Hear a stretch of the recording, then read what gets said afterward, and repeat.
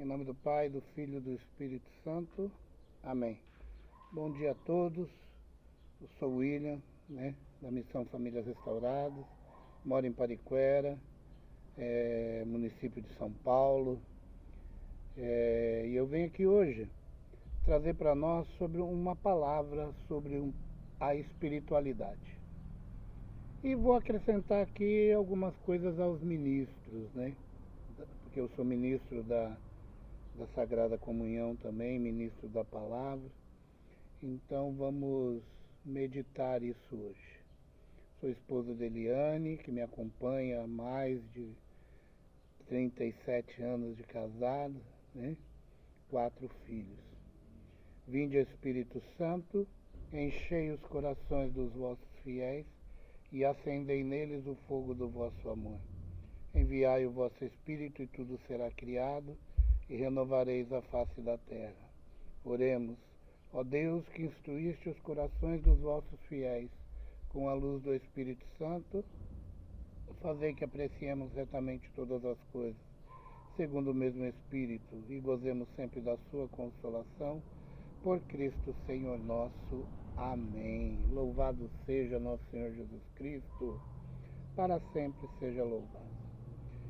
Então, primeiro ponto que eu peguei, a espiritualidade, ela vem do latim, que significa espíritos, que seja sopro, o ruá, no hebraico, sopro, o vento, Então, a espiritualidade, ela é um sopro, ela emana dessa palavra que vem do latim espíritus, Nossa espiritualidade está ligada a Cristo pelo Espírito. Então, no Catecismo da Igreja Católica, no 683,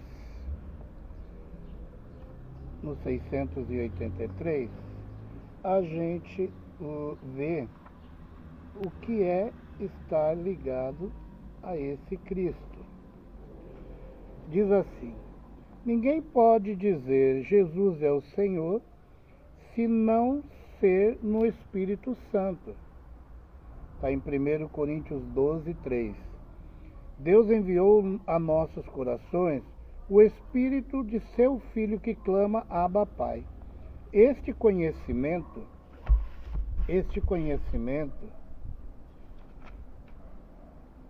de fé só é possível no Espírito Santo, para estar em contato com o Cristo. É preciso primeiro ter sido tocado pelo Espírito Santo. É Ele que nos precede e suscita em nós a fé. Por nosso batismo, primeiro sacramento da fé. A vida que tem sua fonte no Pai e nos é oferecida no Filho, nos é comunicada intimamente e pessoalmente pelo Espírito Santo na Igreja. Intimamente e pessoalmente. Íntimo, aquilo que está lá dentro de nós, Então o Catecismo vem dizer que pelo Espírito é que nós estamos ligados a esse Cristo, e ninguém pode dizer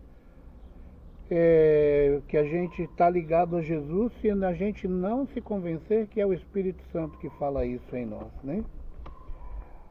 Pelo Espírito, e é pelo Espírito que Santo Agostinho nos fala. Olha o que Santo Agostinho nos fala aqui, que é interessante. A oração, que quer saibamos ou não, é o encontro entre a sede de Deus e a nossa. Deus tem sede que nós tenhamos sede dele, de Santo Agostinho, e está no Catecismo 2560 também. Essa sede de Deus, ela é muito importante. Porque se nós não tivermos sede de Deus, nós não vamos à fonte. Se nós não tivermos sede de Deus, nós não vamos buscar essa água viva, Olha o que fala aqui na passagem de João 7, 37b, que diz assim: se alguém tiver sede, venha a mim e beba. Você tem sede? Nós temos que ir até Jesus. Eu tenho sede. Essa sede espiritual, essa sede íntima do amor de Deus, eu tenho que ir até Jesus. Se alguém tiver sede, venha a mim e beba. É uma ordem de Deus. Está com sede? Você vai lá num pote de água na geladeira, pega e mata a sua sede, só que essa sede volta. Mas quando nós temos sede de Deus e buscamos esse Deus e bebemos dessa água, olha o que fala o versículo 38, em seguida. E como diz as Escrituras, aquele que acredita em mim, no seu seio vão jorrar rios de água viva. Tem uma tradução que diz: no seu interior jorrarão rios de água viva. Gente, o rio não seca. Esse rio de Deus, ele não seca. Dentro de você, dentro de nós, dentro de cada cristão católico, vai emanar, vai jorrar rios de água viva, mas aquele que acredita em Jesus. É aquele que acredita nele, aquele que acreditar em mim, dentro de você, do seu interior, manarão rios de água viva. O que é essa água viva? Nada mais é que a ação do Espírito Santo em nós, nos convencendo de que Jesus é o Senhor. E que pelo Espírito nós glorificamos o Senhor e pela fé nós acreditamos em tudo que Ele faz por nós. Né? Então, se você tem sede, como fala em João 7,37b, você precisa ir até Jesus, a fonte de água viva. Né? Essa fonte, a samaritana foi até a fonte e encontrou em Jesus a salvação da vida dela, porque viu com quem ela estava.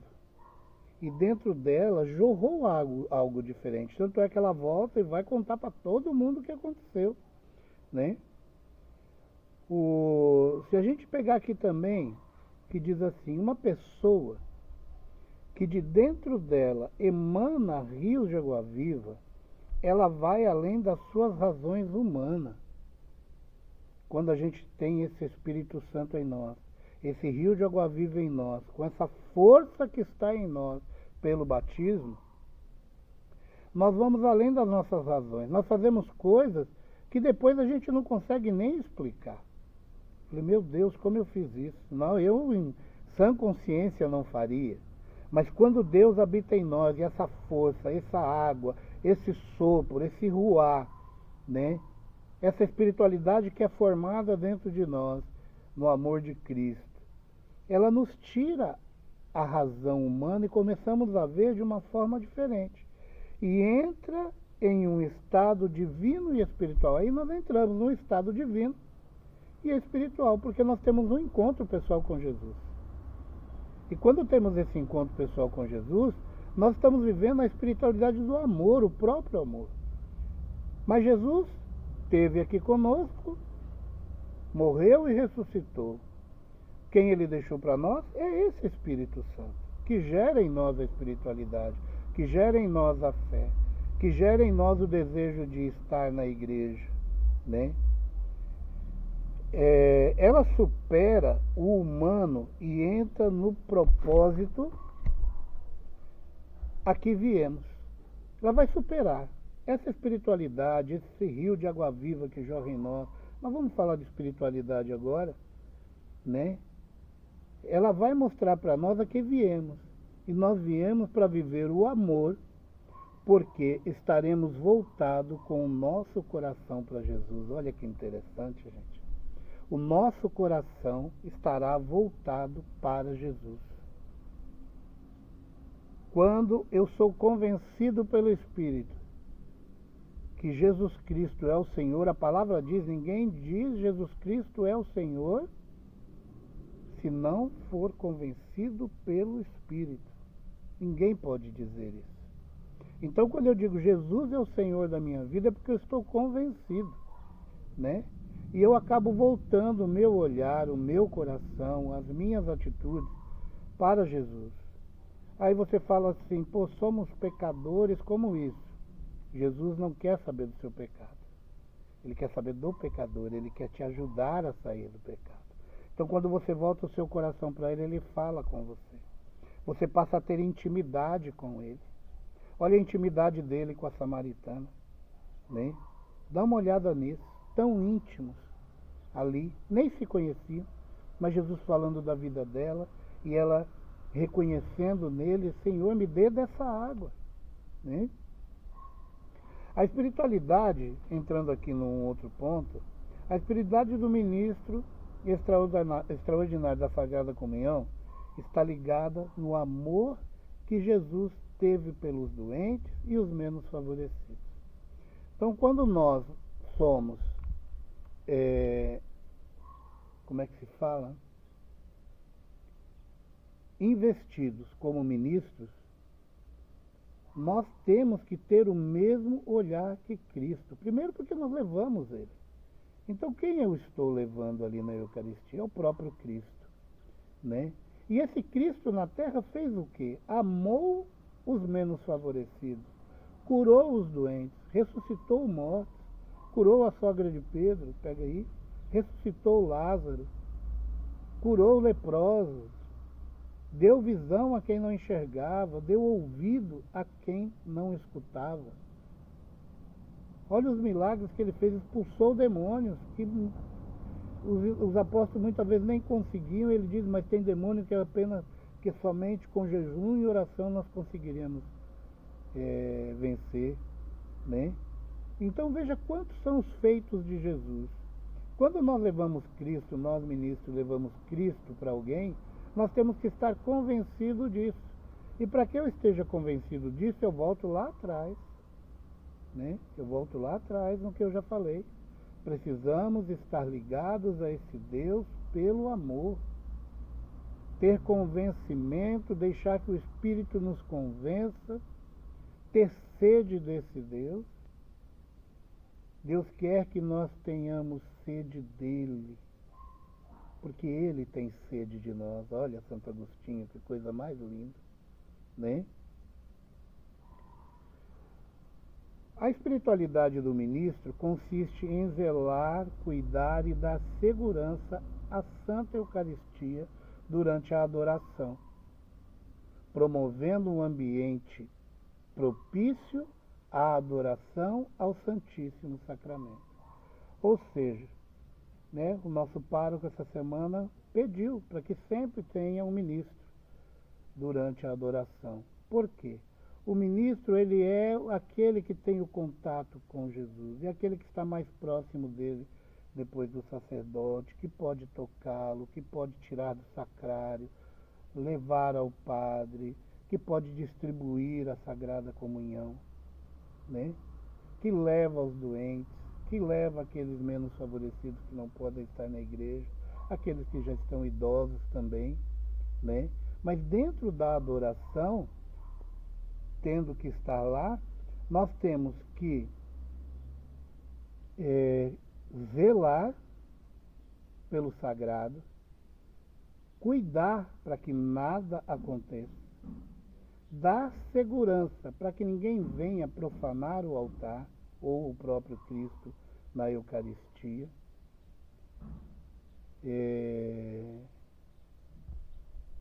promover um ambiente propício à adoração, ou seja, um ambiente silencioso, ou com músicas contritas, né? Ou de repente até um silêncio. O importante é estar em adoração, né? Esse ambiente, ele tem que ser favorável àqueles que chegam. E nós, ministros, precisamos promover isso. A espiritualidade do ministro vai levar a cada ministro não só a distribuir o pão eucarístico, mas estar comprometido com a vida dos irmãos, né? Eu tenho que estar comprometido com os meus irmãos. Eu, como ministro da palavra, eu tenho um comprometimento de quando eu levar a palavra, eu leve com zelo, né? Quando eu vou conversar com alguém, fazer um aconselhamento, que eu possa levar esse amor de Cristo, né? Não só pela distribuição do pão eucarístico, mas pela palavra que cria, transforma e liberta, né? Pelo amor que eu tenho a esse Deus, por esta fé que eu tenho nele, né? Então eu tenho que ter um comprometimento, um zelo pelo irmão. E esse zelo consiste em quem? Jamais criar um clima de desarmonia. O ministro ele tem que ter,